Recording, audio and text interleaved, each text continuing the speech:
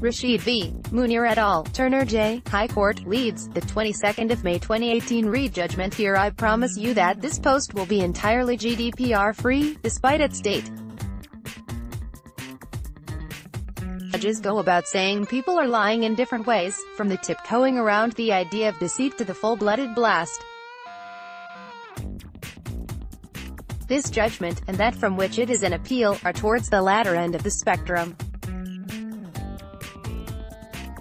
I welcome this frankness. If you, a judge, think that someone is telling you a tissue of lies, then you should say so in terms.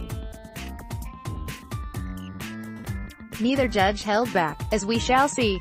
Enjoy. The case was a fight between four brothers over the business empire left to them by their father. Claimant, C, had fallen out with the other three, and brought proceedings to establish 1. His share, and 2. His entitlement to some rents due from the commonly held properties. The first instance judge found for the C on 1, but against him on 2. C appealed 2. The background was not conducive to judicial sympathy. The businesses were fiscally clandestine, the details of the operation and profitability of which were but lightly touched upon in the tax returns of the defendants. The issue on the distribution of profits from the businesses depended on the common intention of the parties. The judge at first instance had found that it was not the common intention that C receive a share of the rents. But his task was rendered somewhat difficult because he found that the evidence of all of them was utterly dishonest.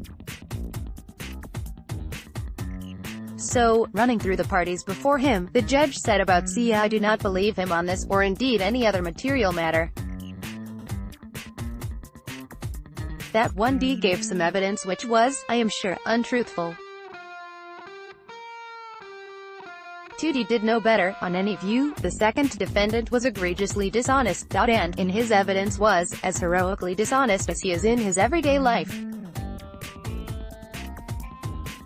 But 3D took the biscuit. He gave evidence in a facetious manner, including winking at the claimant's counsel at one stage, a manner which revealed to me that he regards telling the truth as simply no more than a lifestyle choice. Turner J., on appeal, did not hold back.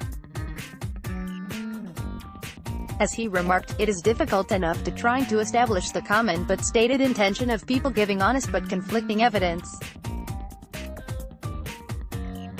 But where, as here, each witness is attempting to outdo the other in a rich display of competitive dishonesty, the task of the judge is unenviable. Turner J. thought the judge came to the right conclusion, which fully reflected what little objective fact he could salvage from the tangled web of deceit, which the parties had so enthusiastically weaved when giving their evidence. Conclusion: I am glad to say that it has happened but rarely to me, but you really do know that you have come well second in a case, when not only is your client's claim dismissed, but also the judge says it should be referred to the Director of Public Prosecutions, typically for investigation as to whether your client has been guilty of perjury. This is what the first instance judge did.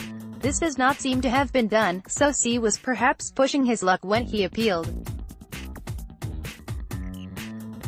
Turner J. checked, found that no reference to the DPP had been made, and as he concluded, that is an omission which this court intends to put right. Sign up to free human rights updates by email, Facebook, Twitter or RSS. Read more.